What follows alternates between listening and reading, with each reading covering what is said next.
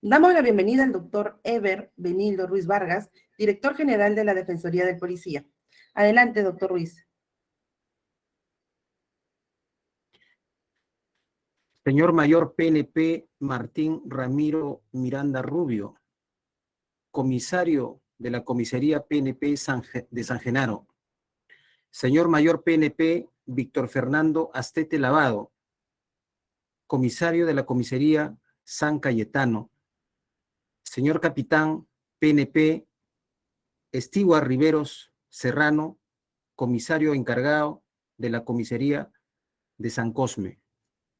Señor Humberto Cuno Cruz, abogado de la Defensoría del Policía. Señoras y señores oficiales y suboficiales de la Policía Nacional del Perú, de las comisarías de San Genaro, San Cayetano y San Cosme. Muy buenos días. La Defensoría del Policía del Ministerio del Interior cumple una serie de competencias en defensa de los derechos fundamentales de los y las integrantes de la Policía Nacional del Perú, que se encuentran en situación de actividad de disponibilidad en retiro, con discapacidad, pensionistas y derechohabientes. También vela por los derechos del personal del sector interior. En el ámbito de sus competencias y funciones en materia de salud y orientación legal, la Defensoría del Policía organiza también capacitaciones dirigidas al personal policial, las mismas que se realizan mediante charlas y actividades de sensibilización en materia de derechos humanos, como el evento de esta mañana, del cual tengo el privilegio de dirigirme a ustedes. En ese marco y en cumplimiento de lo programado dentro del Plan Operativo Institucional 2022 de la Defensoría de Policía, se ha previsto la realización de una capacitación virtual sobre los temas labor de la Defensoría del Policía y la protección nacional y supranacional de los derechos humanos. En tal sentido, expreso mi agradecimiento a los señores comisarios presentes y, por supuesto, a ustedes, señores efectivos, por su valioso tiempo y mi reconocimiento por su abnegada labor que cumplen a favor de la seguridad ciudadana y el bienestar social de las comunidades bajo las jurisdicciones de estas tres comisarías. La Defensoría del Policía y mi persona, en mi calidad de director general, estamos a su entera disposición para atender y orientar sus requerimientos y solicitudes que considere necesario absolver en beneficio de sus derechos fundamentales. Muchas gracias y nuevamente buenos días. Muchas gracias, doctor Ruiz. A continuación presentamos al doctor Humberto Cuno Cruz, asesor legal de la Defensoría del Policía, que en esta oportunidad tendrá a su cargo el desarrollo del tema la labor de la Defensoría del Policía y la protección nacional y supranacional de los derechos humanos. Adelante, doctor Humberto. Muy buenos días con todos. Buenos días, Vivi. Quiero empezar reiterando el agradecimiento formulado por el doctor Eber Ruiz Vargas, agradeciéndole también a él como director general de la Defensoría del Policía por permitirme esta conversación esta mañana con todos ustedes. Reiterarle el agradecimiento a los señores mayores Martín Miranda Rubio, Víctor Astete Lavado, comisarios de la Comisaría PNP San Genaro y San Cayetano respectivamente, así como al capitán PNP Stewart Riveros Serrano, comisario de la Comisaría PNP San Cosme. Y a todos ustedes, señoras y señores oficiales y suboficiales de las comisarías mencionadas, quiero agradecerles esta oportunidad de poder conversar sobre un tema tan importante como el que vamos a tocar hoy día, que seguramente por lo menos llegará a ilustrar mejor algunas inquietudes que solemos tener respecto de la protección de nuestros derechos fundamentales. Voy a hacer un panorama general primero para más o menos contextualizar el tema del que quiero tratar, y luego voy a adentrarme a partir de lo que señala la norma respecto a las funciones de la Defensoría del Policía, y a partir de ello nos referiremos de manera general para que tengan una idea. No voy a entrar en detalles procedimentales, etcétera, pero es importante tener claro en qué situaciones yo puedo recurrir, por ejemplo, a la protección de mis derechos fundamentales más allá de lo institucional, en el ámbito de la jurisdicción interna y, por supuesto, también en el ámbito de la jurisdicción supranacional. ¿Y por qué esto? Porque es muy frecuente que nosotros recibamos requerimientos de ustedes para proteger precisamente esos derechos fundamentales, que es la razón de ser de la Defensoría del Policía, por supuesto, pero a veces las circunstancias que se presentan escapan a nuestras competencias. Entonces es importante tener en cuenta estos aspectos que vamos a mencionar el día de hoy. Empezamos entonces con esta contextualización. Cuando surge el Estado de Derecho, que es un término que solemos utilizar muchísimo, ¿no? La ley se impone como la fuente normativa más importante del sistema jurídico, ¿no? Y eso es importante recordarlo. ¿Por qué? Porque luego pasamos a un proceso de constitucionalización del que también el Estado peruano es parte, ¿no? Y los sistemas jurídicos tienen que ver, por supuesto, con los modelos de Estado que se implementan. Y el Estado peruano claramente es un Estado constitucional de derecho.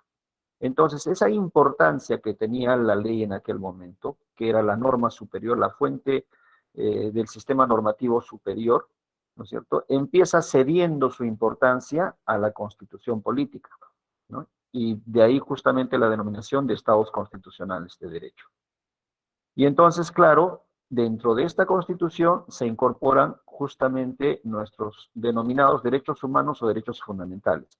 Voy a usar indistintamente esta terminología a lo largo de mi exposición porque simplemente es una distinción que ha marcado la doctrina respecto de los usos. Si se hace uso de los derechos humanos en el ámbito universal, ¿no es cierto?, se suele utilizar esta terminología justamente, la de derechos humanos. Pero esos mismos derechos, cuando están incorporados en los sistemas normativos internos de los estados, en esos casos se suele hablar de derechos fundamentales, pero son exactamente los mismos derechos. Así que si me oyen decir derechos humanos o derechos fundamentales, estoy refiriéndome exactamente a lo mismo. Entonces, bien, pero estos derechos que están incorporados en la Constitución y que ustedes muy bien los reclaman cuando se apersonan, por ejemplo, a la Defensoría del Policía, necesitan mecanismos de protección. Y ustedes recordarán que en nuestra Constitución última, la que está vigente, la de 1993, pues surge una institución que es muy representativa. Bueno, estaba anteriormente el Tribunal de Garantías Constitucionales, ¿no? Pero el Tribunal Constitucional, tal como lo conocemos ahora, se implementa precisamente con esa idea de una protección forzada a esos derechos fundamentales o derechos humanos. Por favor, sus micrófonos. Gracias. Entonces, esa es una institución creada justamente para reforzar esa protección, porque de nada sirve tener los derechos reconocidos en la Constitución si es que finalmente no tenemos mecanismos para protegerlos. Pero otra institución, no de carácter jurisdiccional, que nace también en la Constitución 93, es la Defensoría del Pueblo, ¿no?, que tiene justamente la finalidad de velar también por el cumplimiento de la legalidad y de nuestros derechos fundamentales a nivel de toda la administración, en el sistema público. De manera paralela, o haciendo un símil con esas funciones que desempeña la Defensoría del Pueblo, se crea al interior del Ministerio del Interior, valga la redundancia, la Defensoría del Policía. Digamos, esto nos va a ayudar a ver mejor ahora las funciones que en este momento yo les voy a compartir en un cuadro.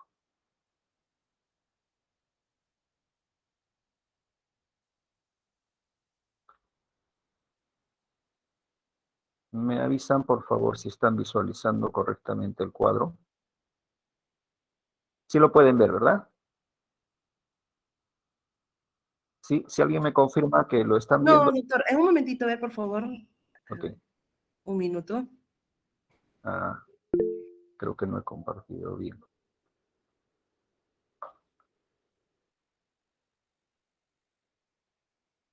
Mm.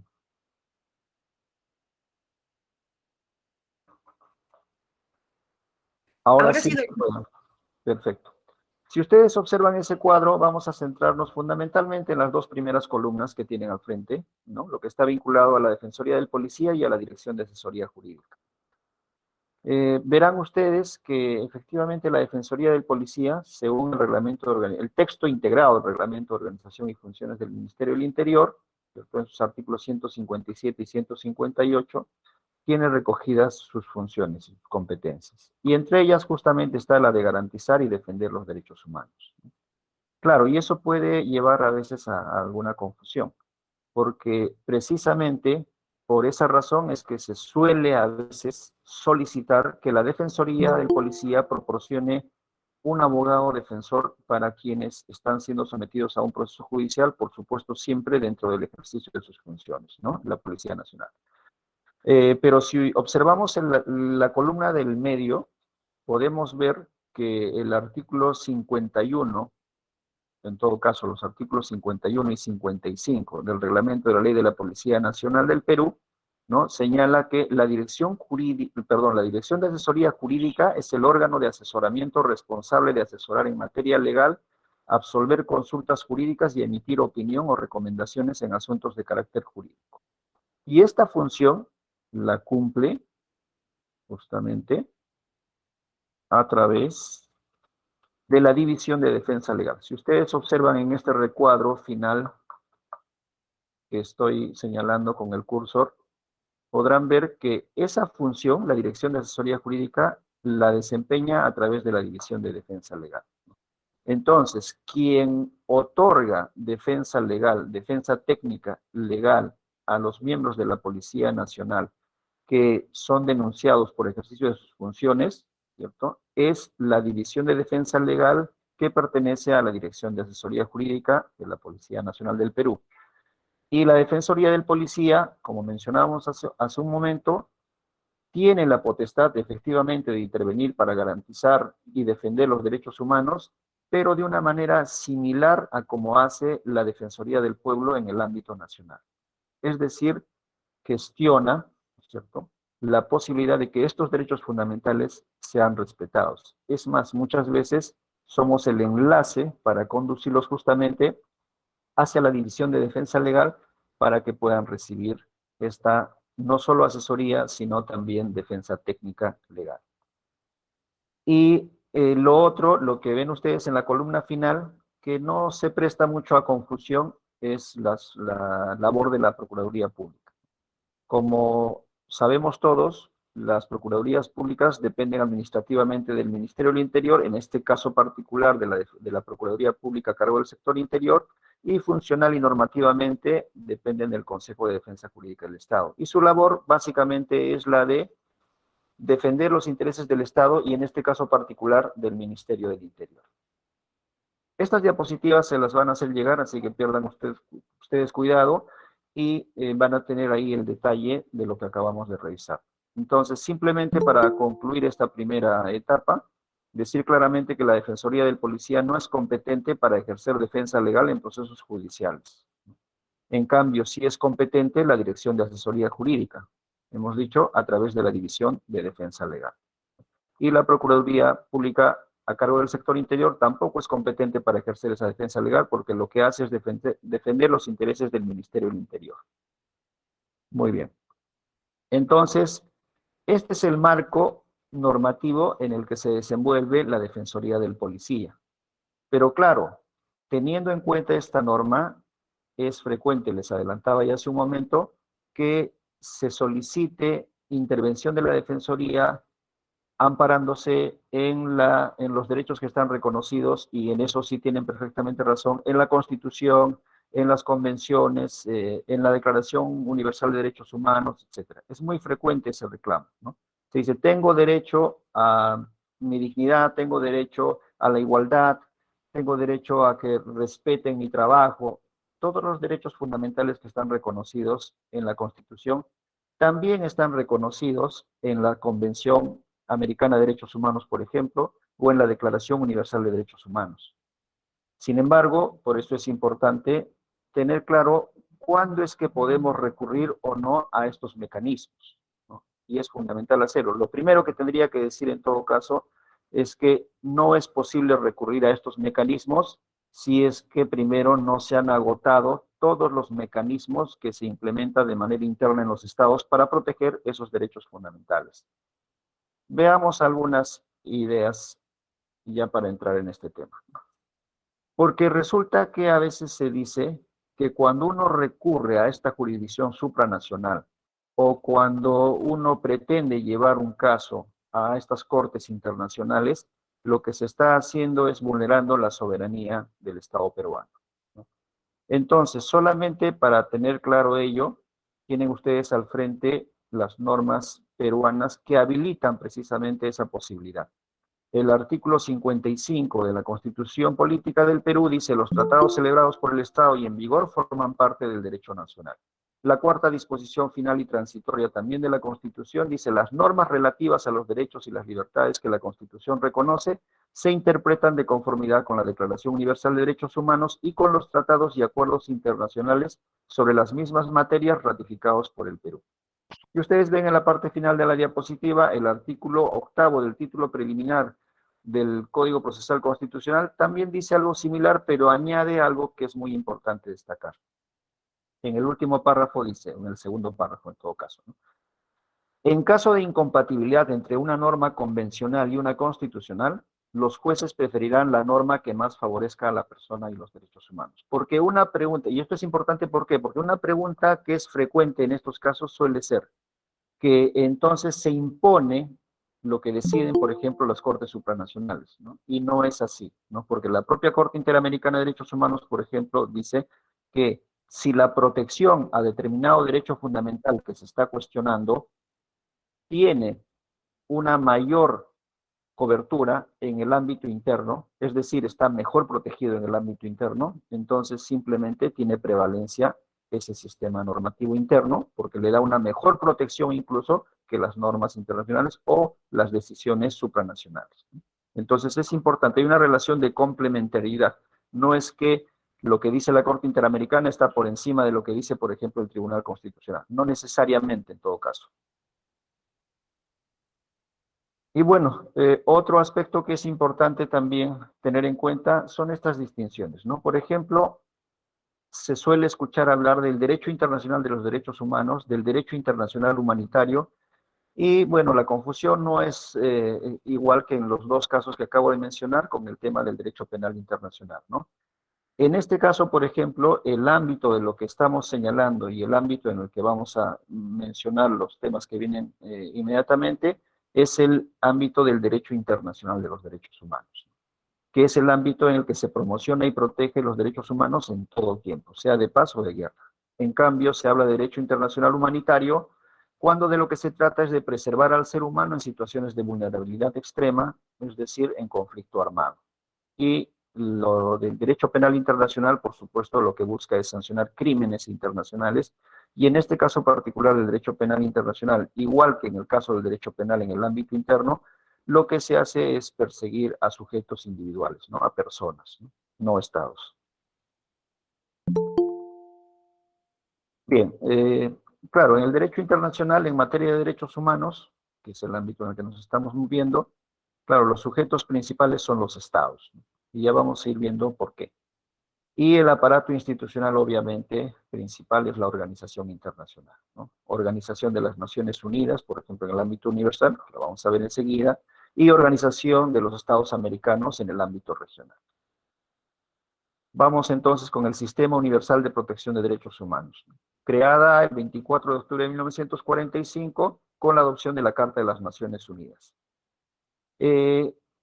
Un aspecto que es importante destacar es que esta Carta de las Naciones Unidas se firma justamente con la idea de mantener la paz y la seguridad, pero luego se logra un avance, ¿no? Se da un paso en esa evolución de protección hacia la protección de las personas, más allá de mantener la paz y la seguridad en los estados. ¿Y a través de qué se hace eso? A través de la adopción de este documento que es conocidísimo por todos, que es la Declaración Universal de los Derechos Humanos, ¿no? Del 10 de diciembre de 1948. Por eso es que muchos de ustedes, cuando recurren a la Defensoría del Policía, dicen, no, me están vulnerando mis derechos que están reconocidos en la Declaración Universal de Derechos Humanos. Y efectivamente lo están, y efectivamente requieren protección y deben ser protegidos. Pero también aquí resaltar, para no reiterar luego, esto es importante.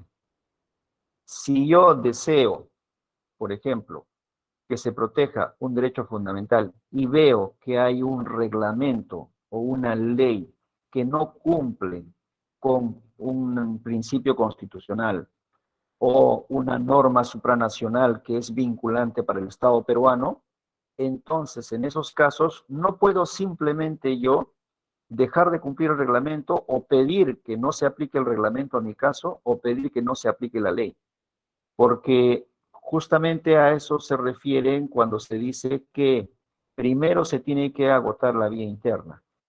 He dicho que se crean algunas instituciones para la protección de los derechos fundamentales, pero se crean también mecanismos jurisdiccionales para esa protección. Si uno identifica, por ejemplo, que hay un reglamento que está vulnerando un principio constitucional, no puede simplemente pedir que no se le aplique. ¿Por qué? Porque en el ámbito de la administración pública, que es el ámbito en el que nos desempeñamos en el Ministerio del Interior, no es posible hacer esto que se conoce en el ámbito jurisdiccional como el control difuso. Es decir, ninguna autoridad administrativa puede simplemente inaplicar un reglamento o inaplicar una ley porque considera que no es constitucional. Eso no es posible. Pero por supuesto, sí hay mecanismos para hacerlo. Por eso es que cuando a veces en la Defensoría del Policía se les recomienda esos mecanismos, pareciera que no estamos atendiendo el pedido, pero no es que no se está atendiendo el pedido, lo que pasa es que las competencias no pueden ser vulneradas, y eso lo dice también la propia Corte Interamericana, ¿no? Las competencias que ya están señaladas. Por ejemplo, si hay un reglamento que no cumple una norma constitucional, yo puedo recurrir a un proceso de acción popular. Si considero que hay una ley que está vulnerando un derecho fundamental o un derecho humano, ¿qué es lo que corresponde hacer? Es justamente iniciar un proceso de inconstitucionalidad, siguiendo, por supuesto, los requisitos y los procedimientos que están establecidos tanto en la Constitución como en el Código Procesal Constitucional, que recoge todas las normas procesales en materia constitucional, ¿no? Entonces, una vez agotado ello, es que yo puedo luego, ¿no?, probablemente ir a la justicia supranacional. Entonces, esto ya de inicio es fundamental, ¿no? Efectivamente, los derechos que recoge la Declaración Universal de los Derechos Humanos, reitero, deben ser protegidos. Pero en este ámbito universal, ¿no?, tenemos la famosa Corte de la Haya, ¿no?, Corte Internacional de Justicia, que es el principal órgano judicial de la Organización de las Naciones Unidas. Solo algunos datos de referencia: está integrada por 15 jueces electos por la Asamblea General y el Consejo de Seguridad, y su mandato dura 9 años y pueden ser reelegidos. Tienen dos funciones principales: la función contenciosa y la función consultiva. Ya las denominaciones nos van dando una idea de a qué se refiere, ¿no? Hablamos de contención cuando hay conflicto, ¿verdad? Y consultiva cuando simplemente lo que existen son dudas. Veamos un poco más sobre ello. Claro, cuando hay función contenciosa se busca resolver litigios por controversias jurídicas entre los estados o por cualquiera de los asuntos previstos en la Carta de las Naciones Unidas o en los tratados y convenciones vigentes en el ámbito universal. Seguramente muchos de ustedes también han optado por la carrera profesional de abogado y recordarán, no necesariamente hay que ser abogado para ello, pero especialmente recordarán ellos, ¿no?, que se habla mucho de los protocolos, por ejemplo, el protocolo de derechos civiles y políticos, ¿no?, el protocolo de derechos económicos, sociales y culturales. Entonces, a esas normas se refiere cuando se dice a todas las normas que están recogidas, no solo en la Carta de las Naciones, sino en los tratados o convenciones vigentes dentro de ese sistema universal. Entonces, miren ustedes, este es el detalle importante. Ninguna persona puede acudir a él, a esta corte, solo pueden hacerlo los estados. Entonces, no es tan cierto que yo, para exigir la protección de mis derechos fundamentales, puedo ir menos directamente, y a veces incluso no puedo ir, sino es que debo seguir un procedimiento que está establecido y se debe respetar también esa pauta. Y en su función consultiva, ¿no?, claro, de lo que se trata es de resolver cuestiones jurídicas formuladas por la Asamblea General de las Naciones Unidas, por el Consejo de Seguridad o por los demás órganos de la ONU. Y claro, reiterando, no supone un conflicto entre Estados, sino solamente una interrogante o duda respecto de las cuestiones jurídicas de este conjunto normativo que acabamos de señalar, que forma parte de todo el sistema de protección de derechos humanos.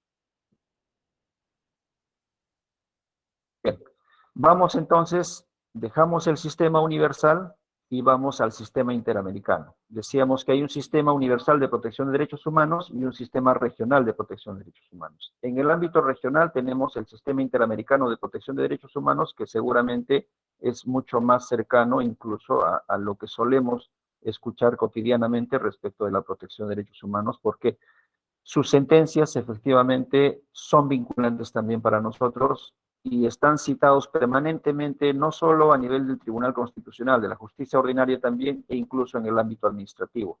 Ustedes mismos en sus requerimientos muchas veces hacen cita de esa jurisprudencia y de esa normatividad. En este caso, cuenta con dos órganos principales para la protección de los derechos humanos.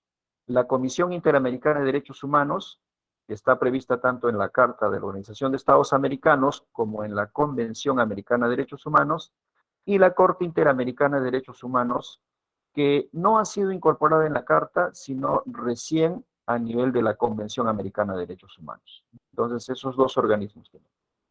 Y ya voy adelantando respecto de lo que vamos a decir luego en el siguiente sentido. La Comisión Interamericana, para entender un poco su rol, tiene una función algo similar a la función que cumple el Ministerio Público en los procesos judiciales, por ejemplo, en el ámbito interno. Es decir, así como aquí el fiscal es el que lleva el proceso ante el Poder Judicial, ¿no? En el caso del Sistema Interamericano de Protección de Derechos Humanos, será la Comisión Interamericana la que llevará los casos a la Corte Interamericana. No es la única, pero cuando el requerimiento es de un individuo, siempre se tiene que seguir ese camino, ¿no? Porque los estados también pueden ir directamente. Entonces, y quien va a hacer las veces de parte en ese proceso a nivel del sistema interamericano será la Comisión Interamericana. Los individuos intervendrán de manera simplemente suplementaria o complementaria, perdón. Entonces, eso es importante tener en cuenta. Bien, veamos algunos aspectos sobre la Comisión Interamericana de Derechos Humanos. Está integrada por 7 miembros y esto de su alta autoridad moral y reconocida competencia es importante destacarlo. ¿Por qué? Porque esos miembros de la Comisión Interamericana no son elegidos como representantes de determinado Estado o determinado grupo de individuos. Son elegidos a título personal por su alta autoridad moral y reconocida competencia, porque evidentemente lo que todos estamos buscando cuando se trata de la protección de los derechos, y no solo de los derechos humanos, es la mayor objetividad posible, ¿verdad? Y si van a ser demandados los estados, entonces es importante que no sean representantes de los estados quienes estén desarrollando esa función tan importante. Duran en el cargo 4 años y son reelegibles una sola vez.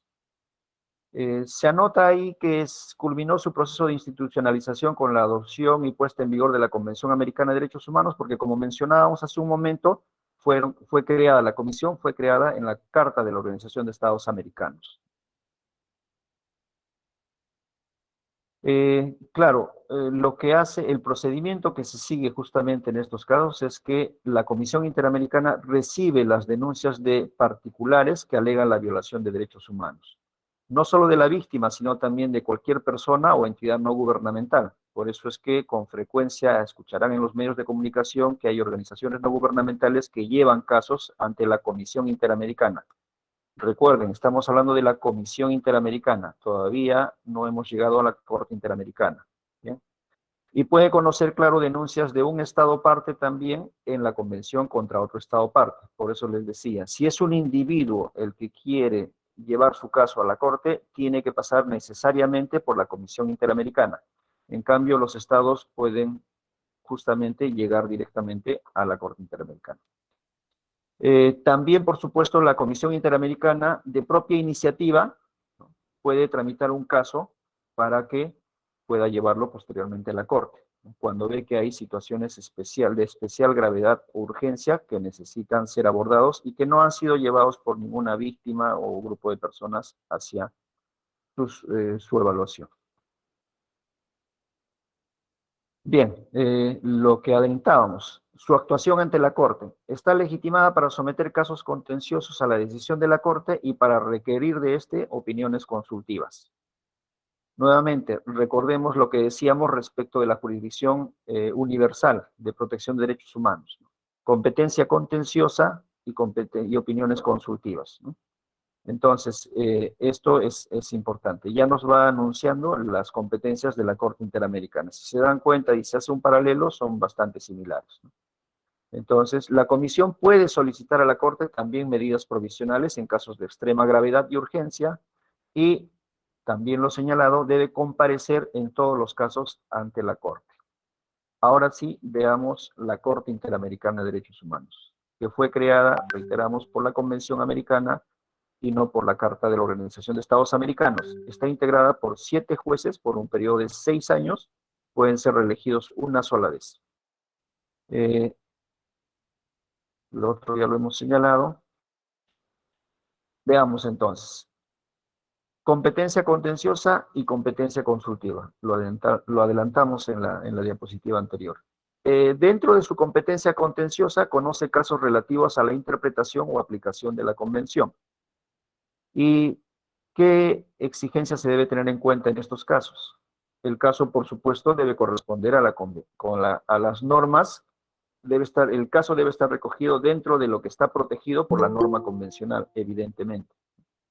Solo los estados parte y la comisión están facultados para introducir un caso en la Corte Interamericana. El individuo, y aquí se recalca, no está legitimado para demandar, solo participa indirectamente. El demandado debe haber reconocido la jurisdicción obligatoria de la Corte, por supuesto. Decíamos respecto del caso peruano que la propia norma constitucional, ¿no es cierto?, habilita la posibilidad de firmar y de suscribir estos tratados o convenios internacionales a fin de que formen parte de su sistema jurídico. Entonces, si hay un Estado que no ha reconocido, por ejemplo, la Corte Interamericana de Derechos Humanos, la competencia de la Corte Interamericana de Derechos Humanos, por supuesto que no puede ser demandado, ¿no? Justamente eso en virtud de la protección de ese principio de soberanía con el que a veces se pretende más bien desconocer la competencia de estos organismos supranacionales de protección de derechos humanos. Y por supuesto, debe haberse agotado el proceso ante la Comisión. Pero la Comisión también, reiteramos, solo verá casos en los que se ha agotado también la jurisdicción interna, el ámbito interno, salvo excepciones. ¿Cuáles son las excepciones? Por ejemplo, si es que en el ámbito interno no existe un mecanismo que permita la protección de esos derechos fundamentales, o resulta evidente que se está impidiendo al afectado recurrir a los mecanismos existentes para pedir la protección de su derecho fundamental. Y en esos casos sí se exceptúa la exigencia de que se agote la vía interna. Bien, el alcance de la jurisdicción contenciosa. Las decisiones de la Corte son definitivas e inapelables. Si bien cuando uno llega, por ejemplo, cuando se trata de un derecho fundamental que llega a manos del Tribunal Constitucional, ¿no es cierto?, uno puede aún recurrir a estos organismos supranacionales, ¿no? Una vez que la Corte Interamericana emite su decisión, ya no hay más opción, ¿no? Es definitiva e inapelable. Claro, esas decisiones pueden disponer que se garantice al lesionado el goce de su derecho o libertad que hubiera sido conculcado y, por supuesto, cuando corresponda, que se repare las consecuencias de la medida con la que se ha afectado su derecho y se haga el pago de una justa indemnización. Por supuesto, decíamos, la Comisión puede pedir medidas provisionales.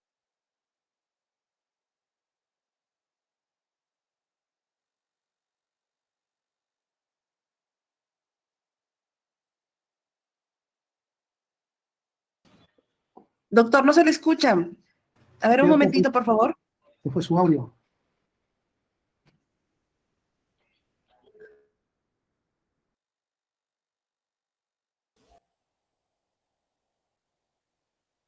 Hola, hola. ¿Me escuchan? Hola. Hola. Sí, se le escucha, Ahora doctor sí se le Humberto. escucha. Muchas gracias. Ahora sí. Perfecto. ¿Dejaron de escucharme ya hace un buen rato o recientemente? 15 Hola. segundos, doctor. Ah, ya, ok. Perfecto. Entonces, decíamos que la Corte Interamericana puede adoptar medidas provisionales también, ¿no? No solamente a pedido de la Comisión Interamericana, sino también de propia iniciativa. Y claro, estábamos por destacar justamente que estas decisiones de la Corte, sin embargo, ¿cierto?, no tienen un poder coercitivo como para obligar a los estados al cumplimiento de ellas. Por eso se dice que la Convención no establece mecanismos concretos para fiscalizar la ejecución de las sentencias de la Corte. Y aquí es importante hacer mención a lo señalado inicialmente respecto de las funciones de la Defensoría del Policía y también, por supuesto, de la Defensoría del Pueblo, que es el paralelo que hemos hecho inicialmente. ¿Por qué? Porque el hecho de que no tenga, por ejemplo, la posibilidad de fiscalizar la ejecución de sus sentencias la Corte no hace que éstas dejen de tener importancia. Ustedes me darán la razón que en el 99% de casos, porque ha habido casos en los que algunos estados se han opuesto al cumplimiento de estas decisiones, se cumplen estas decisiones, ¿no? Porque si bien no hay una forma, ¿no?, de fiscalizar esa ejecución, la presión de la opinión internacional hace que estas decisiones se cumplan. Entonces, igualmente la Defensoría del Policía a nivel del Ministerio del Interior, a través de la fuerza de sus argumentos, de su razonamiento, cuando plantea la protección o defensa de los derechos fundamentales de los miembros de la Policía Nacional del Perú, también logra hacer que muchos de estos derechos finalmente sean reconocidos o finalmente tengan la protección que, por supuesto, por norma constitucional corresponde, ¿no? Por eso les decía que cuando los miembros de la policía hacen el pedido a la Defensoría del Policía, efectivamente tienen razón, porque todos esos derechos están reconocidos en todas estas normas que hemos mencionado, ¿no? Pero la Defensoría del Policía hace todas las gestiones, elabora informes defensoriales, elabora informes de manera cotidiana respecto de los casos individuales y los traslada a las autoridades competentes, y es la fuerza de esas razones, de esos argumentos, la que permite que muchas veces se logren, se logren resultados importantes. ¿Alguien tiene el micrófono encendido, por favor? Primera Bien, contracción. entonces esto es fundamental. Bien, y en su competencia consultiva, nuevamente, de manera similar a lo que sucedía con la Corte Internacional de Justicia, o denominada Corte de la Haya, ¿no?, y la Corte Interamericana, por ejemplo, también recibe la denominación de la Corte de San José de Costa Rica, ¿no? Muy bien. Las opiniones consultivas no están concebidas nuevamente para resolver un litigio. Su objetivo es coadyuvar al cumplimiento de las obligaciones internacionales de los Estados americanos en lo que concierne justamente a la protección de derechos humanos. Carecen de efecto obligatorio, en cambio las sentencias sí tienen ese efecto obligatorio.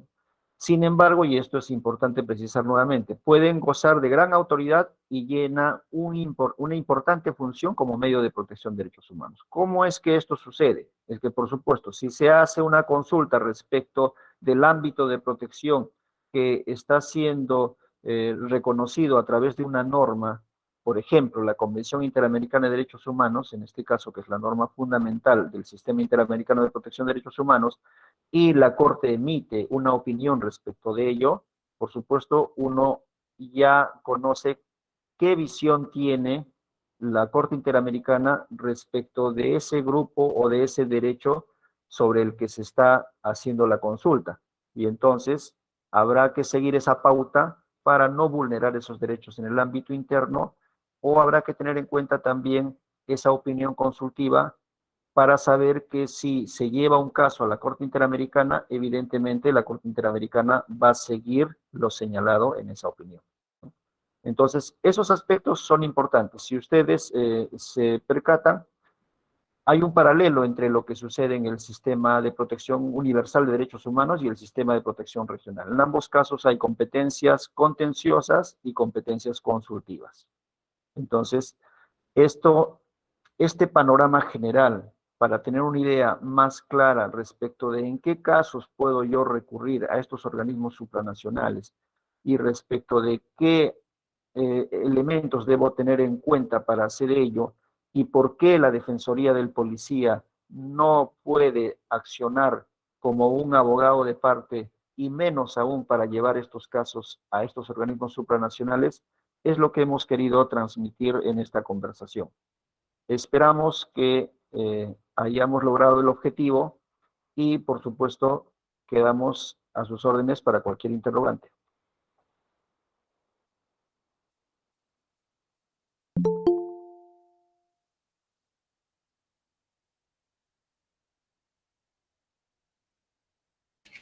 Creo que sí. Señores policías, si alguno de ustedes tiene alguna pregunta para que el doctor Humberto les pueda resolver, por favor, adelante.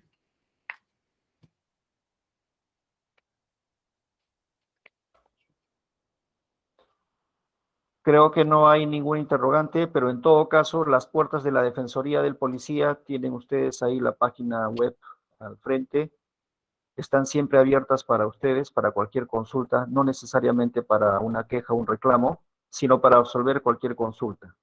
Yo quiero reiterar mi agradecimiento por haberme permitido conversar con ustedes esta mañana, por su tiempo y, por supuesto, a todas las autoridades encargadas de las comisarías de San Genaro, de San Cayetano y de San Cosme. Quiero también reiterarles ese agradecimiento y, por supuesto, al director general de la Defensoría del Policía. Y en nombre mío y de la Defensoría del Policía, nuevamente, muchas gracias.